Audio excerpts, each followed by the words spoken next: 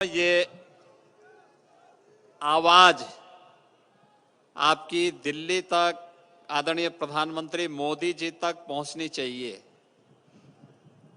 गुजरात की आवाज भारत के गौरव की आवाज है। मैं बीच में आ जाता हूं, उसको बीच में ले लो।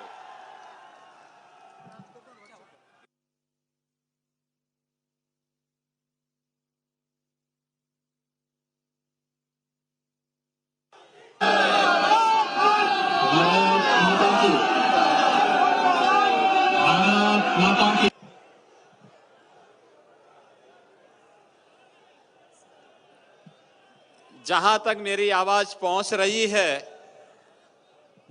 आप सबसे मेरी अपील होगी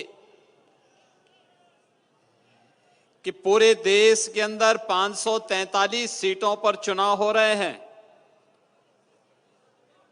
और आदरणीय प्रधानमंत्री से नरेंद्र मोदी जी और भारतीय जनता पार्टी के राष्ट्रीय अध्यक्ष आदरणीय अमित शाह जी पूरे देश के अंदर 543 सीटों पर प्रचार करने के लिए जा रहे हैं, गए हैं। तो स्वाभाविक रूप से हर गुजरात के वासी का ये दायित्व बनता है कि स्वयं भी नरेंद्र भाई बनकर के, अमित भाई बनकर के अपनी ताकत का एहसास पूरे देश के अंदर करवाइए और इस जय घोष के साथ करिए। भारत माता की, भारत माता की, भारत माता की, वंदे वंदे वंदे।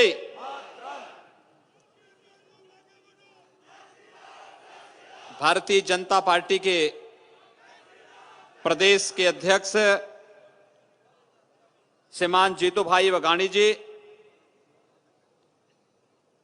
प्रदेश महासचिव श्रीमान केसी पटेल जी, गृह राज्य मंत्री श्रीमान प्रदीप सिंह जाडेजा जी, अध्यक्ष कर्णावती श्रीमान जगदीश भाई पंचाल जी, महापौर श्रीमती बीजलबेन पटेल जी,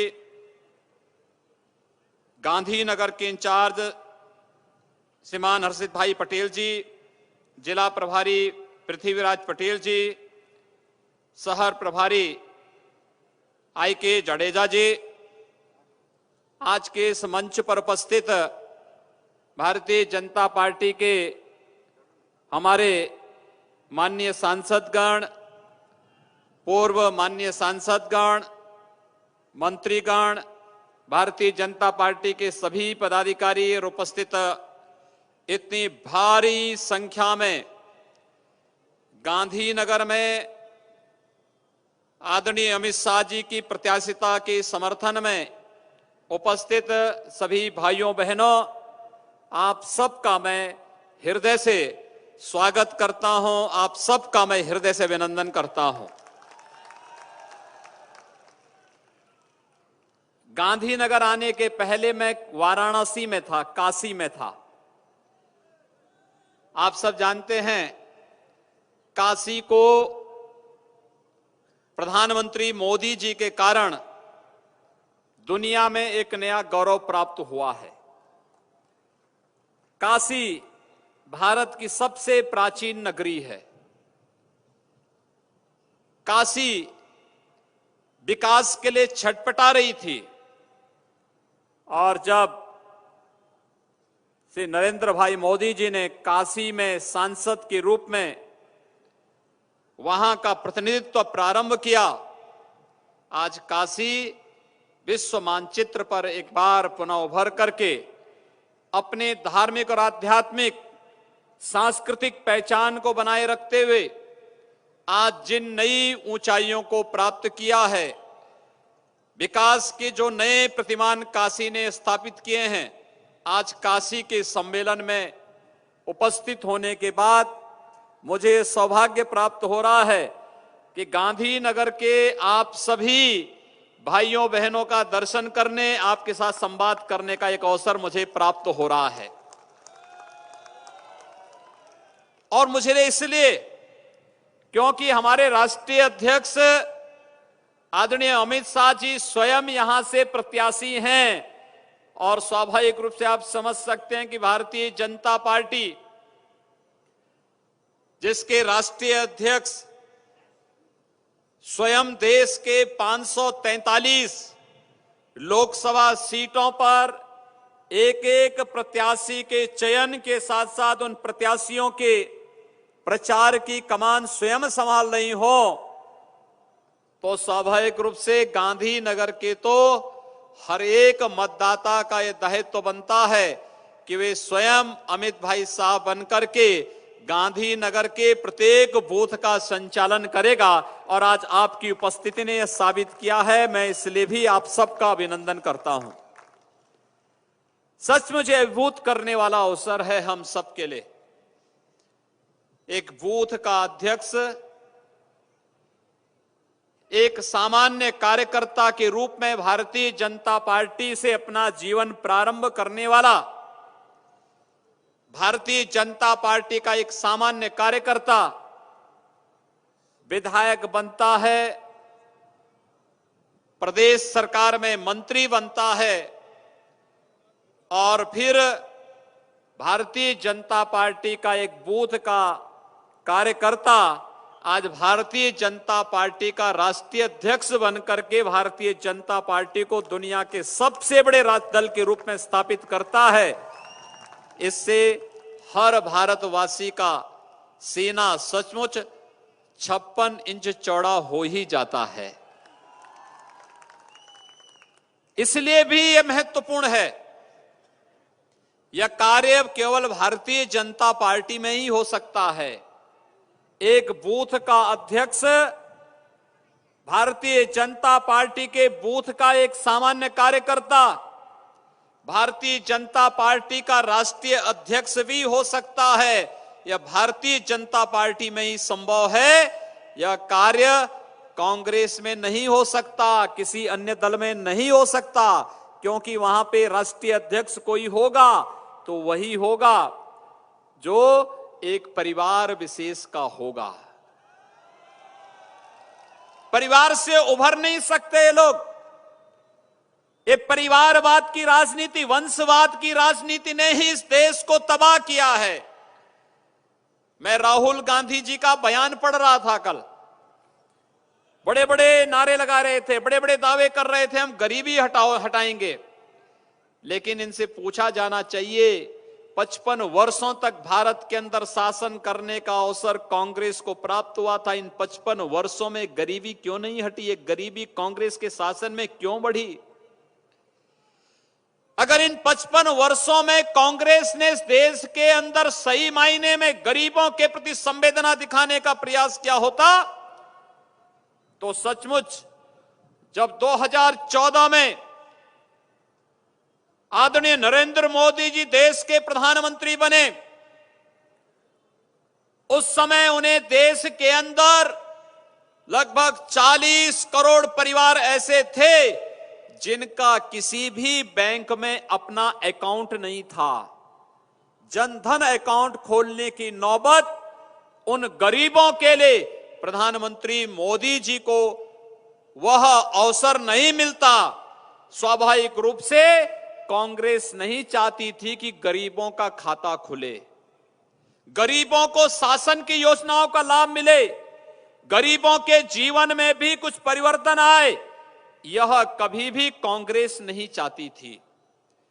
प्रधानमंत्री आवास योजना में 2.5 करोड़ लोगों को एक एक आवास सिर ढकने के लिए उपलब्ध कराने की बात हो, या फिर 4 करोड़ परिवारों को विद्युत के निशुल्क कनेक्शन, 7 करोड़ लोगों को रसोई गैस का उज्ज्वला योजना में निशुल्क कनेक्शन देने का कार्य हो, या फिर 12 करोड़ लघु और सीमांत किसानों को प्रधानमंत्री किसान सम्मान निधि के अंदर एक एक उन्हें 6,000 रुपए सालाना उपलब्ध कराने की व्यवस्था हो, या फिर भाइयों बहनों 9.5 करोड़ परिवारों को एक एक शौचालय उपलब्ध कराने की व्यवस्था, या फिर 60 करोड़ लोगों को प्रधानमंत्री आयुष्मान भारत के अंदर 5 लाख रुपए की स्वास्थ्य बीमा का कवर देने का कार्य, यह कार्य अगर नरेंद्र भाई ने किया है, इसलिए किया है क्योंकि कांग्रेस यह करने में नाकामयाब थी। कांग्रेस के लिए नामुमकिन था और इसीलिए तो देश के अंदर नारा बना कि नामुमकिन अब मुमकिन है, क्योंकि मोदी हैं तो, क्योंकि मोदी हैं तो, क्योंकि मोदी हैं तो, यानी कांग्रेस के लिए नामुमकिन था। कांग्रेस के लोगों को जब फुर्सत होती विकास करने की तो उनके लिए कोई कार्य मुमकिन होता, उनके अंदर संवेदना होती तो उनके लिए कोई कार्य मुमकिन होता, उनके लिए देश के लिए पीड़ा होती तो कोई कार्य मुमकिन होता। उनके मन में तो केवल एक परिवार के लिए है। उन्होंने सरदार वल्लभ भाई पटेल जी को सम्मान नहीं दिया, कभी सम्मान नहीं दिया, क्योंकि कांग्रेस के लिए सरदार पटेल जी एक ऐसे नाम थे कि अगर सरदार पटेल का नाम आगे बढ़ता तो बहुत सारे कांग्रेसियों के नाम डूब जाते, और इसलिए उन्होंने कभी प्रयास नहीं किया कि सरदार पटेल को भी सम्मान मिले। लेकिन सरदार पटेल को सही मायने में सम्मान देने का कार्य किसी ने किया है तो नरेंद्र भाई मोदी जी के नेतृत्व में भारतीय जनता पार्टी ने किया है। स्टैच्यू ऑफ यूनिटी गुजरात के अंदर सरदार सरोवर के तट पर आप देख करके इसके प्रमाण आपके सामने हैं। दुनिया की सबसे बड़ी प्रतिमा अगर किसी ने लगाने का कार्य किया है तो वह स्टैच्यू ऑफ यूनिटी के नाम पर सरदार वल्लभ भाई पटेल के समग्र जीवन को देश और दुनिया के सामने रखने का कार्य प्रधानमंत्री मोदी जी ने और भारतीय जनता पार्टी की सरकार ने किया है। भाइयों बहनों, अभी आपने देखा होगा, आप सब गुजरात में हैं, आप में से बहुत सारे लोग उत्तर प्रदेश के प्रयागराज कुंभ में गए होंगे, बहुत सारे लोग गए होंगे। प्रयागराज कुंभ में कितने लोग गए हैं? कुछ लोग गए थे तो बहुत सारे लोग गए हैं, बहुत बड़ी संख्या गई है। मैं आपका अभिनंदन करता हूं कि आप लोग प्रयागराज कुंभ में गए। प्रयागराज का एक कुंभ इस बार करने का सौभाग्य हमें प्राप्त हुआ था। एक कुंभ था, 2013 में महाकुंभ था। 2013 में उत्तर प्रदेश के अंदर जो सरकार थी उनके मन में इस आस्था को सम्मान देने के लिए कोई जगह नहीं थी, वे सम्मान नहीं देना चाहते थे और इसके लिए उनके द्वारा एक प्रयास किया गया जा रहा था, किसी प्रकार से लोगों को कुंभ में जाने से रोको, सुविधा न दो, अव्यवस्था फैलाओ, लोगों को प्रोत्साहित करने की बजाय हतोत्साहित किया जाए। और प्रयागराज में जब 2013 में कुंभ का आयोजन हुआ था तो प्रयागराज में भगदड़ मची थी, दर्जनों लोग मारे गए थे, अव्यवस्था फैली थी, तमाम प्रकार की बदबू थी, गंदगी थी। लेकिन 2019 में जब प्रयागराज में कुंभ आया तो कुंभ का आयोजन सफलतम आयोजनों में इसलिए गिना जा रहा है क्योंकि इसकी प्रेरणा, इसका मार्गदर्शन प्रधानमंत्री मोदी जी का था। आपने देखा होगा प्रधानमंत्री मोदी जी ने स्वयं कुंभ की शुरुआत की। मां गंगा की पूजा करने के लिए स्वयं प्रधानमंत्री पधारे थे। पहली बार हजारों वर्षों के कुंभ की इस परंपरा को वैश्विक मान्यता देने के लिए यूनेस्को की अमूर्त सांस्कृतिक धरोहर के रूप में भारत के पर्व और त्योहारों को मान्यता मिल सके, प्रधानमंत्री मोदी जी ने यूनेस्को के अमूर्त सांस्कृतिक धरोहर के रूप में कुंभ को मान्यता दिलाई।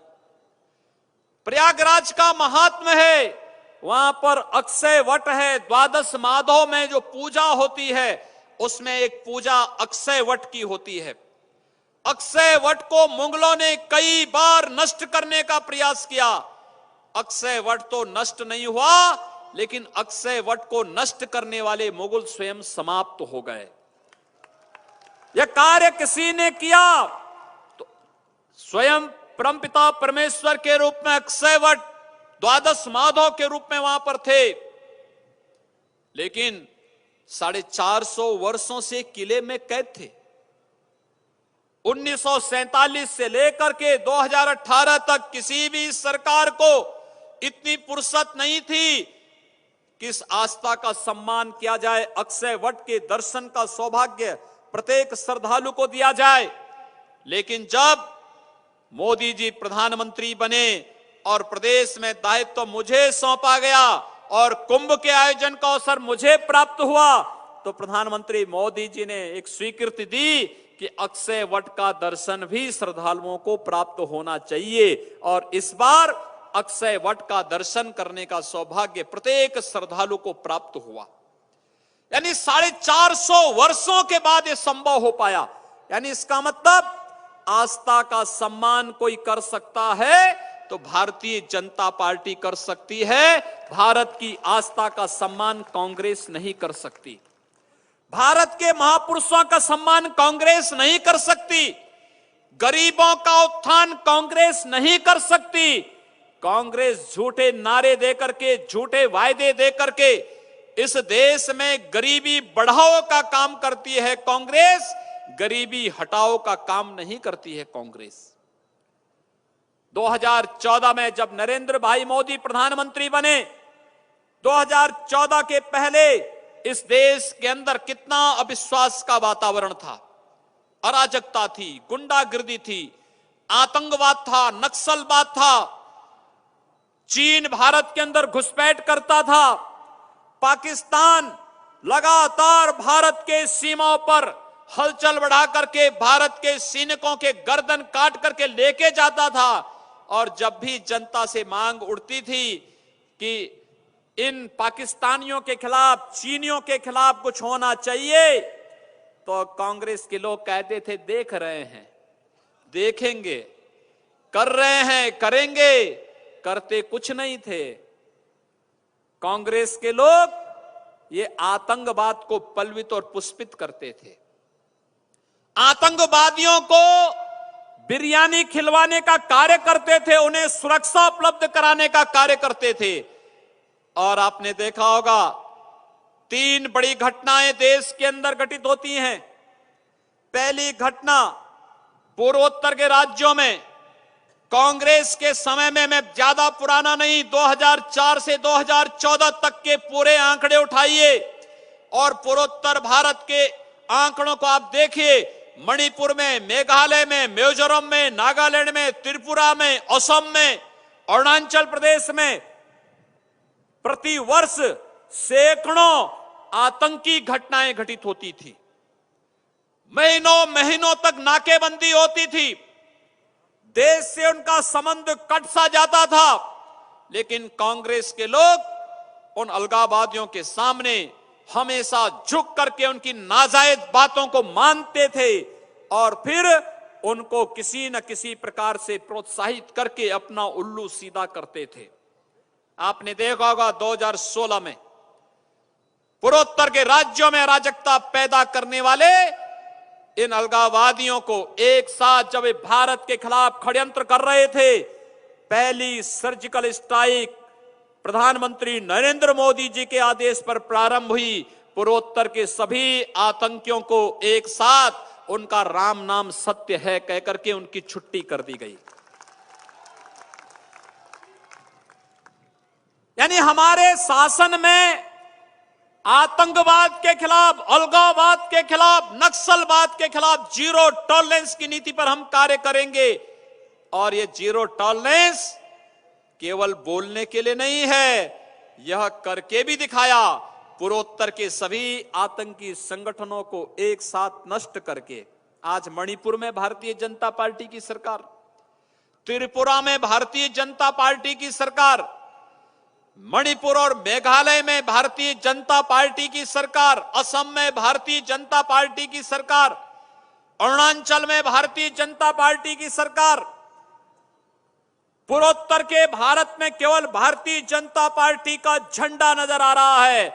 तो यह प्रधानमंत्री मोदी जी का विकास और सुशासन का वह नारा है जिसने वहां की जमीन पर आज वह दिखाई देता है विकास क्या होता है। यह विकास आज वहां पर देखने को मिल रहा है।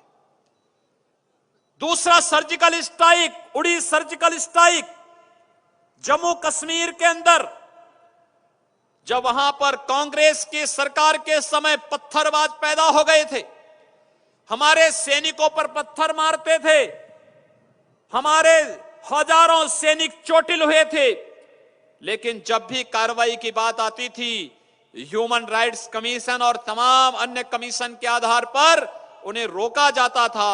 लेकिन दूसरी सर्जिकल स्ट्राइक ने पत्थरबाजों के पत्थर फेंकने की वृत्ति को पूरी तरह रोक सा दिया।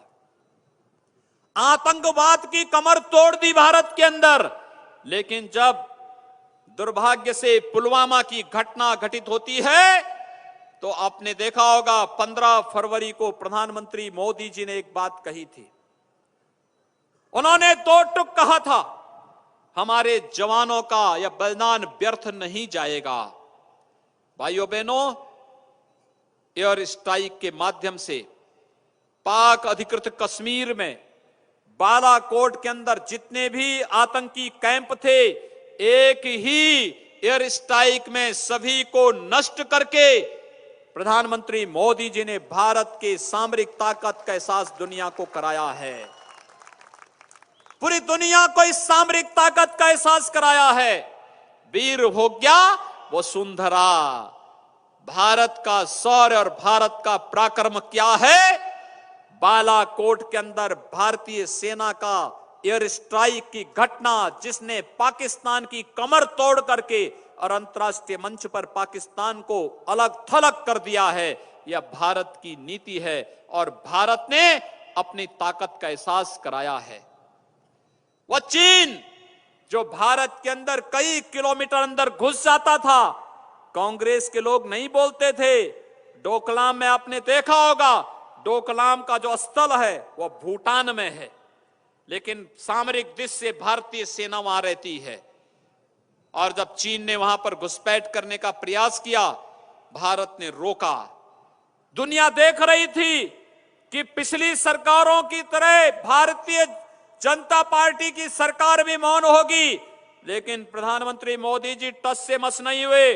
उन्होंने कहा ना झुकेंगे ना पीछे हटेंगे, और उसके बाद चीन को पीछे हटना पड़ा था। यह है भारत की ताकत, यह है भारत का विश्वास, यह है भारत का सम्मान। और इसीलिए आज जब हम आपके पास आए आपसे कहने के लिए कि भारतीय जनता पार्टी ने इस देश के अंदर प्रधानमंत्री मोदी के रूप में इस देश को जो यशस्वी नेतृत्व दिया है, वह यशस्वी नेतृत्व आज पूरी दुनिया के अंदर भारत को गौरव के साथ आगे बढ़ाने का कार्य कर रहा है। एक ऐसा गौरव जो भारत को दुनिया की महाशक्ति के रूप में स्थापित कर रहा है। और आज उसी का परिणाम है, हर एक क्षेत्र में कार्य हो रहे हैं। गरीबों के कल्याण के लिए चलने वाली कल्याणकारी योजनाएं हो, इंफ्रास्ट्रक्चर डेवलपमेंट के बड़े से बड़ी प्रोजेक्ट को तेजी के साथ आगे करने का हो, अहमदाबाद से मुंबई के बीच में 1 लाख करोड़ रुपए की लागत से बनने वाला बुलेट ट्रेन की परियोजना हो, यह कार्य केवल भारतीय जनता पार्टी कर सकती है, कांग्रेस नहीं कर सकती। क्योंकि विकास की सोच होती है, विकास करने की इच्छा शक्ति होती है, और यह विकास के बड़े से बड़े इंफ्रास्ट्रक्चर को, सरदार सरोवर के कार्य को कांग्रेस ने 10 वर्षों तक अपनी स्वीकृति नहीं दी, लटकाए रखा। गुजरात के लोगों को तमाम अन्य सुविधाओं से वंचित किया गया। ये कांग्रेस का पाप था। 10 वर्षों तक प्रतिशोध की भावना से कार्य करती रही। और तो और कांग्रेस के लोग अपने संबंध किसके साथ जोड़ते हैं? इशरत जहां के साथ। कांग्रेस का नाता क्या है उस आतंकवादी से? राहुल गांधी जब अमेरिका के राजदूत से मिलते हैं तो कहते हैं कि हमें जैसे मोहम्मद से नहीं खतरा है, हमें तो भारत के लोगों से खतरा है। भाइयों बहनों, मैं पूछना चाहता हूं, राहुल गांधी की परंपरा में जो भी लोग हैं उन लोगों से पूछना चाहता हूं, जब चुनाव आते हैं तभी क्यों मंदिर नजर आते हैं? शेष तो मंदिरों में नहीं जाते। कभी नहीं जाते, उन्हें फुर्सत ही नहीं, उन्हें जाने की इच्छा ही नहीं। और नकल के लिए भी अकल चाहिए। भाई स्वाभाविक रूप से भारतीय जनता पार्टी का कार्यकर्ता, एक सामान्य श्रद्धालु, प्रयागराज कुंभ में 24 करोड़ श्रद्धालु आए थे, 24 करोड़, वो श्रद्धा से आया था। और जब कांग्रेस के लोगों को जानकारी मिली कितनी बड़ी संख्या में श्रद्धालु आए हैं, तो कांग्रेस की नई पीढ़ी भी वहां टपक के आ गई। और पहले कहते थे गंगा शुद्ध नहीं हुई, लेकिन जब वहां देखा कि लोग आचमन कर रहे हैं तो उन्होंने भी फिर आचमन करना प्रारंभ किया। अब तो मैं कह सकता हूं, अब तो नहीं कहेंगे गंगा शुद्ध नहीं है, लेकिन सच सही मायने में राहुल गांधी को एक्सपोज तो गुजरात के लोगों ने किया। जब भगवान सोमनाथ का दर्शन करने के लिए गए और मंदिर में गए, ऐसे बैठे मंदिर में जैसे नमाज पढ़ने बैठ रहे हों, तो पुजारी को डांटना पड़ा। कहा भैया ये मंदिर है, यहां पे थोड़ा कायदे से बैठो, पालती मार करके बैठो, पूजा करने के लिए कैसे बैठा जाता है थोड़ा इसके बाद। तो इसीलिए मैं कह रहा हूं, नकल के लिए अकल चाहिए।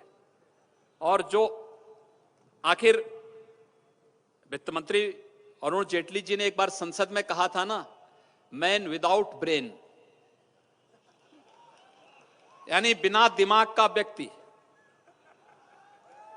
और बिना दिमाग का कोई व्यक्ति होगा तो वह उल जलूल बात करेगा, झूठ बोलेगा, झूठ में महारत हासिल है, झूठ में इतनी महारत इनको हासिल हो चुकी है कि इनकी दिनचर्या झूठ से प्रारंभ होती है, और जब तक 10 झूठ बोलेंगे नहीं तब तक रात्रि को सोएंगे नहीं। और ये केवल वहीं पे नहीं, कल भी आपने श्री राहुल गांधी जी का एक वक्तव्य सुना होगा। कहते हैं हर गरीब को सालाना 72,000 रुपया देंगे। पूछा जाना चाहिए 2004 से 2014 तक क्या कर रहे थे? इन 10 वर्षों तक सुपर पीएम के रूप में एक परिवार कार्य करता रहा, लेकिन गरीबों की सुध कभी नहीं ली। सर्वाधिक किसानों ने आत्महत्या 2004 से 2014 के बीच में किया। रसोई गैस की किल्लत सर्वाधिक 2004 से 2014 के बीच में रही। सर्वाधिक बेरोजगारी देश के अंदर 2004 से 2014 के बीच में हुई। पाकिस्तान और चीन ने सर्वाधिक घुसपैठ 2004 और 2014 के बीच में की। और भारत के अंदर श्रद्धेय अटल बिहारी वाजपेयी जी के समय विकास की जो दर रफ्तार बढ़ी थी, वह सर्वाधिक पीछे 2004 और 2014 के बीच में हुई। भारत पिछड़ा, विकास रुका, इंफ्रास्ट्रक्चर डेवलपमेंट के कार्य पूरी तरह ठप पड़ गए, लोक कल्याणकारी योजनाएं बंद हो गईं, भारत के अंदर लगातार घुसपैठ होती गई। आतंकवाद, नक्सलवाद और अलगाववाद ने भारत के 270 से अधिक जनपदों को अपनी चपेट में लिया था। तब उन्हें फुर्सत नहीं मिल पाई। अभी बीच में कहते थे कर्ज माफ करेंगे, कर्ज माफ करेंगे, कर्ज माफ करेंगे। मध्य प्रदेश, राजस्थान और छत्तीसगढ़ में नहीं कर पाए। किसान, भारतीय जनता पार्टी की सरकार थी, किसान को न अपनी उपज के लिए परेशान होना पड़ता था, उपज पैदा होते ही उसका क्रय सरकार करती थी। किसान को बीज और खाद के लिए परेशान नहीं होना पड़ता था, किसान के खेत तक पानी पहुंचता था। लेकिन भारतीय जनता पार्टी की सरकार वहां नहीं रही। कांग्रेस ने झूठे नारे दिए और झूठे नारों का परिणाम क्या हुआ? किसान को समय पे बीज नहीं मिला, समय पे खाद नहीं मिला। वहां पर राजस्थान में, मध्य प्रदेश में कई जगह पाकिस्तान के समर्थन में नारेबाजी प्रारंभ हुई। क्या कांग्रेस की यही राष्ट्रभक्ति रह गई? यही राष्ट्रभक्ति है कांग्रेस की? अभी कल ही कांग्रेस का एक प्रत्याशी जम्मू कश्मीर के अंदर नेशनल कॉन्फ्रेंस का प्रत्याशी पाकिस्तान के समर्थन में नारेबाजी करता है। राहुल गांधी को इसका जवाब देना चाहिए और मैं राहुल गांधी से भी पूछना चाहता हूं कि राहुल जी, पुलवामा के शहीदों का अपमान और भारत के सेना के शौर्य और पराक्रम का अपमान बंद करो।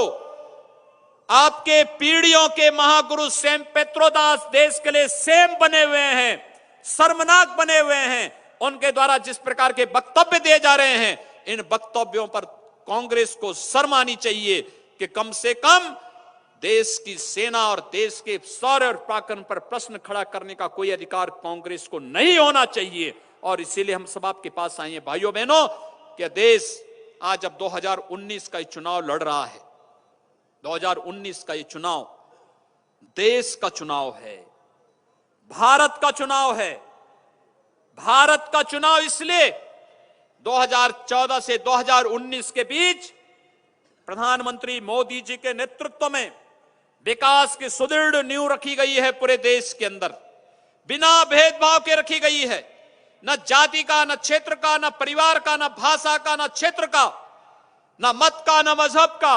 विकास की योजनाओं पर कांग्रेस के लोग कहते थे कि किसी वर्ग विशेष का अधिकार है, और प्रधानमंत्री मोदी जी ने कहा कि देश के संसाधनों पर इस देश के गांव का, इस देश के गरीब का, इस देश के किसान का, इस देश के नौजवान का, इस देश की महिलाओं का अधिकार है। भारतीय जनता पार्टी की सरकार के समय हर एक नागरिक के खुशहाली के लिए योजनाएं बनती हैं, लेकिन कांग्रेस की सरकार के समय एक परिवार की खुशहाली के लिए योजनाएं बनती हैं। कांग्रेस की सरकार एक परिवार के लिए जवाबदेह थी। भारतीय जनता पार्टी की सरकार इस देश की 130 करोड़ जनता के प्रति जवाबदेही के साथ कार्य कर रही है। यही अंतर है। और भाइयों बहनों, लोकतंत्र में जनता के प्रति जवाबदेही सबसे बड़ी बात होती है, और उस बात का निर्वहन कर रही है भारतीय जनता पार्टी की सरकार।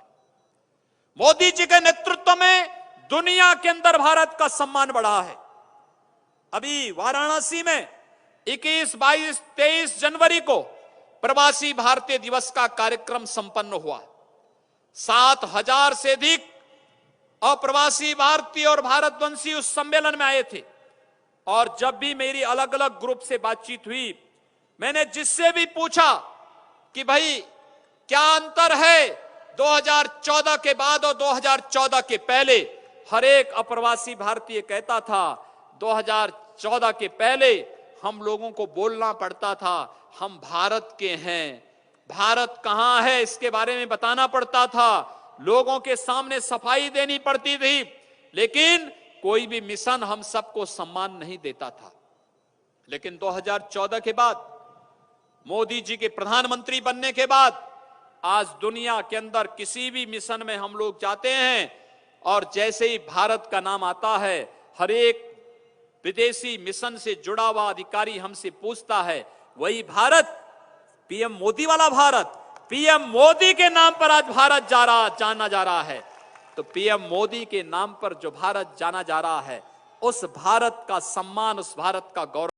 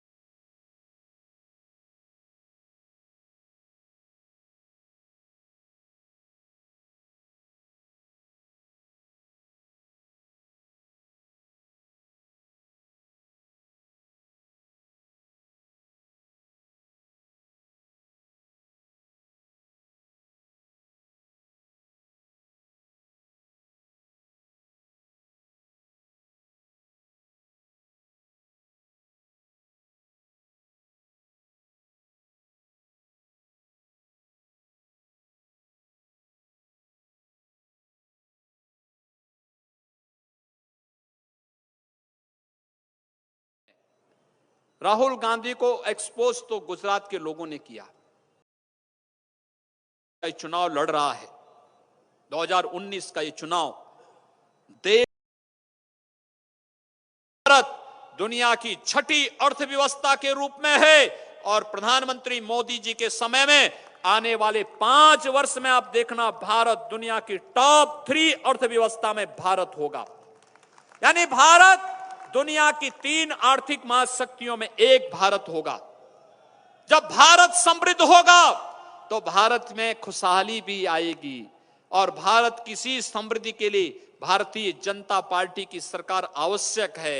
और गांधीनगर में हमारे राष्ट्रीय अध्यक्ष आदरणीय अमित शाह जी, देश के अंदर 543 लोकसभा सीटों पर उनका प्रवास का कार्यक्रम, और आज मेरे लिए तो गौरव की बात है। कल मैं आदरणीय राष्ट्रीय अध्यक्ष जी के साथ, कल भी था, परसों भी था, उत्तर प्रदेश में ही उनका प्रवास चल रहा था। आज भी उत्तर प्रदेश में मुरादाबाद और मेरठ में राष्ट्रीय अध्यक्ष जी का कार्यक्रम लगा हुआ है। देश के विभिन्न क्षेत्रों में उनके प्रवास चल रहे हैं, लगातार प्रवास पे प्रवास चल रहे हैं। और इसलिए गांधीनगर में उतना कार्यक्रम, गुजरात में उतना कार्यक्रम नहीं दे पाएंगे, क्योंकि गुजरात तो मुझे लगता है कि हर नागरिक को, यहां के हर नौजवान को, हर कार्यकर्ता को स्वयं मोदी और अमित शाह बनकर के एक एक लोकसभा सीट में एक एक बूथ को संभालने के लिए लगना होगा। और इस दृष्टि से मैं स्वयं आदरणीय राष्ट्रीय अध्यक्ष श्री अमित शाह जी के प्रतिनिधि के रूप में आपके बीच में आया हूं। अभी आया हूं, चुनाव के बीच में फिर आऊंगा, फिर आएंगे बीच में आपके, और केवल एक बात के लिए आश्वस्त करने के लिए आए हैं कि भारतीय जनता पार्टी इस देश के गरीबों में कोई भेद नहीं करती है, न जाति के आधार पर, न क्षेत्र के आधार पर, न भाषा के आधार पर, न परिवार के आधार पर। गरीब का उत्थान हो, उसके जीवन में खुशहाली आए, भारतीय जनता पार्टी और प्रधानमंत्री मोदी जी की नीतियां इस दिशा में लगातार उसके जीवन में खुशहाली लाने का कार्य कर रहे हैं। कल राहुल गांधी जब इस बारे में कह रहे थे कि 72,000 रुपए सालाना एक गरीब को देंगे, मुझे हंसी आ रही थी कि इस व्यक्ति को कोई जानकारी नहीं लगता है। अरे आयुष्मान भारत में प्रधानमंत्री मोदी जी ने हर गरीब को 5 लाख रुपए सालाना दे दिया है। तुम 72,000 की बात कर रहे हो, यहां तो 5 लाख रुपए सालाना एक गरीब को केवल स्वास्थ्य के लिए दे दिया है। 6,000 रुपए हर लघु और सीमांत किसान को सालाना दिया जा रहा है, और पैसा उसके खाते में जाएगा। राहुल जी भूल जाइए, जब आपके अब्बा जान कहते थे, जब प्रधानमंत्री थे, और उस समय जब वो कहते थे कि मैं 100 रुपया भेजता हूं, नीचे तो 10 ही रुपया पहुंचता है, क्योंकि 90 रुपया कांग्रेसी दलाल खा जाते हैं। यही तो राजीव गांधी जी की पीड़ा थी। लेकिन आज हमारे प्रधानमंत्री मोदी जी पर हम सबको गौरव की अनुभूति होती है। उन्होंने कहा 100 रुपया भेजूंगा तो गरीब के खाते में 100 रुपया जाएगा। डीबीटी के माध्यम से पैसा उसके खाते में जा रहा है। हमने लाचारगी नहीं दिखाई, हमने तकनीक का उपयोग किया, और तकनीक का उपयोग करके गरीब के जीवन में खुशहाली लाने का कार्य किया है। यह कार्य कोई कर सकता है, भारतीय जनता पार्टी कर सकती है। हमने हर एक गरीब को आवाज देने का कार्य किया। अगर एक गरीब हटाने का कार्य राहुल गांधी की नानी कर गई होती, दादी कर गई होती, तो संभवतः 1971 में उन्होंने कहा था, गरीबी हटाओ का नारा दिया था। 1971 में उन्होंने कार्य योजना बनाई होती कि हर गरीब के पास मकान होगा, तो ये 2.5 करोड़ मकान प्रधानमंत्री मोदी जी को देने की आवश्यकता नहीं पड़ती। हर गरीब को स्वास्थ्य की सुविधा हम देंगे तो देश के अंदर 60 करोड़ लोगों को आयुष्मान भारत के अंदर स्वास्थ्य बीमा, 5 लाख रुपए की स्वास्थ्य बीमा की सुविधा देने की आवश्यकता आज नहीं होती। 12 करोड़ लघु और सीमांत किसानों को 6,000 रुपए सालाना देने की आवश्यकता नहीं होती। यह कार्य अगर आज इसलिए करना पड़ रहा है क्योंकि कांग्रेस गरीबी हटाना नहीं, गरीबी बढ़ाना चाहती थी। कांग्रेस के लिए केवल एक परिवार की अमीरी बढ़ानी थी, और वह थी नेहरू खानदान की। बाकी को उनसे फुर्सत ही नहीं थी, औरों के बारे में उनके पास कोई दृष्टि नहीं थी। यह कार्य केवल भारतीय जनता पार्टी कर सकती है, जो ईमानदारी से गरीबी हटाओ के इस अभियान को तेजी के साथ आगे बढ़ा करके हर एक के जीवन में खुशहाली लाने का कार्य कर रही है, देश के समग्र विकास के लिए कार्य कर रही है, आंतरिक और बाह्य सुरक्षा के मोर्चे पर डट करके कार्य कर रही है। अपराधी, आतंकवादी, नक्सलवादी या फिर कोई भी उपद्रवी हो जो देश की सुरक्षा के लिए, आम नागरिक की सुरक्षा के लिए खतरा है, उसकी जगह या तो जेल होगी या फिर उसकी यात्रा राम नाम सत्य है कह करके ही निकलेगी। यह कार्य केवल भारतीय जनता पार्टी की सरकारें कर सकती हैं। कांग्रेस में इच्छा शक्ति का अभाव है। कांग्रेस के लोग तो आतंकवादियों के साथ जी शब्द जोड़ते हैं। आपने देखा होगा किस अभद्र भाषा का प्रयोग करते हैं। प्रधानमंत्री मोदी जी को गाली देते हैं, भारतीय जनता पार्टी के सम्मानित नेताओं के प्रति अभद्र भाषा का प्रयोग करते हैं, लेकिन आतंकवादियों के नाम के साथ जी लगाते हैं। ये कांग्रेस के संस्कार हैं और अपने उन संस्कारों के कारण आज कांग्रेस देश में अलग थलग पड़ती हुई दिखाई दे रही है। भाइयों बहनों, यह चुनाव भारत का चुनाव है। प्रधानमंत्री मोदी जी के नेतृत्व में भारत को दुनिया की सबसे बड़ी महाशक्ति के रूप में स्थापित करने की एक नई लड़ाई है और इसलिए इस लड़ाई में इस देश के 130 करोड़ लोगों की आकांक्षाओं की पूर्ति करने की दिशा से प्रधानमंत्री मोदी जी पुनः 2019 में बनेंगे। इस दृष्टि से गांधीनगर के साथ साथ गुजरात की सभी 26 सीटों पर भारतीय जनता पार्टी का परचम एक बार पुनः लहराना चाहिए। यह कार्य आज के दिन पर भारतीय जनता पार्टी के प्रत्येक कार्यकर्ता को, गुजरात के हर एक युवा को, गुजरात के हर एक किसान को, गुजरात के प्रत्येक व्यापारी को और गुजरात के प्रत्येक नागरिक का यह दायित्व बनता है कि गुजरात जब शुभारंभ करता है तो पूरा देश उसको अंगीकार भी करता है। गुजरात अगर प्रारंभ करता है तो याद करना पूरा देश उसको हाथों हाथ लेता है। और जब भी देश के अंदर आवश्यकता पड़ी, याद करिए, देश की स्वाधीनता के आंदोलन को एक नई दिशा देनी थी तो गुजरात ने राष्ट्रपिता महात्मा गांधी को दिया। देश को अखंड भारत के रूप में स्थापित करना है तो गुजरात ने सरदार वल्लभ भाई पटेल दिए और भारत को दुनिया की महाशक्ति के रूप में स्थापित करना है तो गुजरात ने नरेंद्र भाई मोदी देश को दिए हैं। भारतीय जनता पार्टी दुनिया का सबसे बड़ा दल बने तो गुजरात ने अमित भाई शाह को भारत को दिया है। भारत को मतलब भारतीय जनता पार्टी को दिया है और भारत का भी गौरव बढ़ता है जब दुनिया के सबसे बड़े राजनीतिक दल के रूप में भारतीय जनता पार्टी आती है। भाइयों बहनों, इन महापुरुषों ने देश के लिए अपना पूरा जीवन समर्पित किया है। एक एक क्षण, एक एक पल देश के लिए, भारतवासियों के लिए, भारत की परंपरा के लिए, भारत के नौजवानों के लिए, भारत के किसानों के लिए, भारत के हर एक तबके के नागरिकों के जीवन में खुशहाली लाने के लिए उनके द्वारा किया गया यह परिश्रम, किया जा रहा पुरुषार्थ हर जगह आज देखने को मिल रहा है। और इसलिए आप सबसे हमारी अपील है, बहुत सारी बातें आएंगी, बहुत सारी बातें होंगी, बहुत सारी बातें होंगी। कांग्रेस के उस पाखंड में पड़ने की आवश्यकता नहीं, उस झूठ और फरेब में पड़ने की आवश्यकता नहीं जिस झूठ और फरेब का सहारा कांग्रेस चुनाव में लेना चाहती है। उन्होंने देखा होगा, गुजरात के चुनाव के दौरान भी आपने देखा होगा, कांग्रेस के लोग और राहुल गांधी बार बार मंदिर जाते थे, लेकिन जब राम मंदिर की बात आती थी तो वकीलों के एक फौज खड़ी करके सुप्रीम कोर्ट में कहते थे कि राम मंदिर का मामला 2019 से पहले नई सुनवाई होना चाहिए।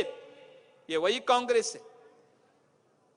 सुना है कि कांग्रेस की एक नेत्री फिर से अयोध्या जाना चाहती है, लेकिन उनसे पूछा जाना चाहिए 2005 में जब राम सेतु को तोड़ने का कार्य कांग्रेस की सरकार के द्वारा किया जा रहा था और सुप्रीम कोर्ट में मामला गया था, तब सुप्रीम कोर्ट में कांग्रेस की सरकार ने कहा था कि राम तो है ही नहीं, राम का कोई अस्तित्व ही नहीं। जो राम के अस्तित्व को नहीं मानते वे आज अयोध्या में दर्शन करके जनता को बेवकूफ बनाने का कार्य कर रहे हैं। लेकिन भारत की जनता बेवकूफ नहीं बनती। भारत की जनता बहुत प्रबुद्ध है और भारत की जनता इनके बहकाए हुए नारे में नहीं आएगी। और इसलिए आप सबसे अपील है कि भारतीय जनता पार्टी के राष्ट्रीय अध्यक्ष आदरणीय अमित शाह जी इस सीट पर चुनाव लड़ने के लिए आपके बीच में आ रहे हैं। आपका गौरव है। सचमुच मैं गांधी नगर वासियों को इस बात के लिए गौरवशाली मानता हूं कि एक यशस्वी नेतृत्व आपके बीच में चुनाव लड़ने के लिए आ रहे हैं। आदरणीय आडवाणी जी ने अपना आशीर्वाद दिया और आडवाणी जी को आपने लगातार यहां से चुनाव जिता करके भेजा। कुछ समय के लिए सरदेव अटल बिहारी वाजपेयी जी भी यहां से सांसद चुने गए, लेकिन एक बूथ का अध्यक्ष, एक बूथ का सामान्य कार्यकर्ता आज भारतीय जनता पार्टी में राष्ट्रीय अध्यक्ष के पद को सुशोभित करे।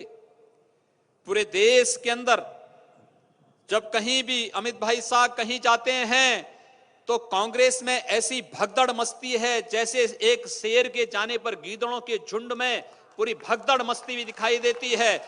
ऐसे ही पूरे देश के अंदर जब अमित भाई शाह का कार्यक्रम लगता है, कांग्रेस को लोगों में यही हलचल दिखाई देती है कि अब क्या होगा। और मुझे लगता है एक अवसर आप सबके सामने है। स्वाभाविक रूप से मैंने पहले ही आपसे क्षमा प्रार्थी बना हूं कि आपके इस संसदीय क्षेत्र में भी और गुजरात में भी प्रधानमंत्री जी का भी और राष्ट्रीय अध्यक्ष जी के भी इतने कार्यक्रम नहीं लग पाएंगे जितनी आप अपेक्षा करते होंगे, क्योंकि पूरे देश के अंदर कार्यक्रमों की बहुत मांग है। और हमारे दोनों राष्ट्रीय नेताओं का कार्यक्रम, प्रधानमंत्री जी का भी और अमित शाह जी का भी कार्यक्रम पूरे देश के अंदर सभी 543 लोकसभा सीटों पर लगना है। स्वाभाविक रूप से बंगाल में भारतीय जनता पार्टी आ रही है, उड़ीसा में भारतीय जनता पार्टी आ रही है। इस देश को कम्युनिज्म से सदैव के लिए मुक्त करने के लिए केरल में भी भारतीय जनता पार्टी आ रही है। और स्वाभाविक रूप से कम्युनिस्ट का ये झंडा अब अतीत का विषय बन जाएगा, किसी म्यूजियम में रखने की एक जगह बन जाएगी। म्यूजियम के अलावा भारत के अंदर अब कहीं इनको जगह नहीं मिलने वाली है। इसलिए केरल में भारतीय जनता पार्टी, उड़ीसा में भारतीय जनता पार्टी, पश्चिमी बंगाल में भारतीय जनता पार्टी, पूर्वोत्तर के राज्यों में पहले भारतीय जनता पार्टी आ चुकी है। कोई सोचता था असम में, त्रिपुरा में 35 वर्षों से वहां पर कम्युनिस्टों का शासन था, 35 वर्षों से। लेकिन जैसे ही प्रधानमंत्री मोदी जी की सरकार आई, उनकी नीतियां जमीन पर पहुंचनी प्रारंभ हुई और जैसे ही अमित शाह जी का एक कार्यक्रम वहां लगा तो ऐसा भगदड़ मचा कि पूरा का पूरा त्रिपुरा भाजपा में हो गया। पूरा केरल आज भाजपा में हो गया, पूरा वेस्ट बंगाल आज भाजपा में हो गया, पूरा उड़ीसा आज भाजपा में हो गया। भाजपा का यह झंडा आज यहां पर हर एक गरीब की आशा का, उनके विश्वास का प्रतीक बन गया है। तो स्वाभाविक रूप से यहां के हर कार्यकर्ता को स्वयं नरेंद्र भाई मोदी और स्वयं अमित भाई शाह बनकर के एक एक बूथ की व्यवस्था को स्वयं संभालना होगा। यही अपील करने के लिए हम लोग आज यहां पर आए हैं। आपको इतनी बड़ी संख्या में उपस्थित देख करके आपने भाजपा को आशीर्वाद दिया, सरदेव अटल बिहारी वाजपेयी जी, सरदेव आडवाणी जी, और आज यहां पर प्रत्याशी बनकर के आए हैं आदरणीय अमित शाह जी। मैं सचमुच, हमारी तो हार्दिक इच्छा थी कि अमित शाह जी उत्तर प्रदेश से लड़ें, क्योंकि उत्तर प्रदेश में लड़ते तो उत्तर प्रदेश में हम सभी 80 सीटों को जीतते। लेकिन अमित भाई ने कहा कि नहीं, मेरी इच्छा है कि गुजरात की ही सीट पर, गांधीनगर की सीट पर बूथ पे मैंने काम किया है, लड़ूंगा तो वहीं पे लड़ूंगा। समय उत्तर प्रदेश में दूंगा, समय वेस्ट बंगाल में दूंगा, समय उड़ीसा में दूंगा, समय केरल में दूंगा, तमिलनाडु में दूंगा, आंध्र और तेलंगाना में दूंगा, लेकिन चुनाव गांधीनगर से ही लड़ूंगा। और गांधीनगर में आज हम सब अमित भाई शाह के समर्थन में इस रैली को यहां पर कर रहे हैं। 30 को नामांकन की प्रक्रिया पूरी होगी और उसके बाद चुनाव के लिए एक एक कार्यकर्ता को लगना होगा। भाइयों बहनों, अमित शाह जैसे बूथ के एक सामान्य कार्यकर्ता का राष्ट्रीय अध्यक्ष बनना देश और दुनिया के लोकतंत्र के लिए एक शुभ और बहुत शुभ संकेत है। शुभ संकेत इसलिए एक सामान्य कार्यकर्ता भी किसी राष्ट्रीय दल का राष्ट्रीय अध्यक्ष हो सकता है और इस दृष्टि से एक सामान्य बूथ का कार्यकर्ता राष्ट्रीय अध्यक्ष बनेगा तो उनकी संवेदनाएं, विकास के प्रति उनकी दृढ़ इच्छा शक्ति, राष्ट्र की समृद्धि के लिए उनके मन के भाव ये अपने आप देखने को मिलेंगे और इस पर प्रत्येक नागरिक को गौरव की अनुभूति होनी चाहिए। भारतीय जनता पार्टी का हर कार्यकर्ता अपने यशस्वी राष्ट्रीय अध्यक्ष पर गौरव की अनुभूति करता है और आज उसी गौरव का एहसास कराने के लिए मैं आज आपके बीच में यहां पर उपस्थित हुआ।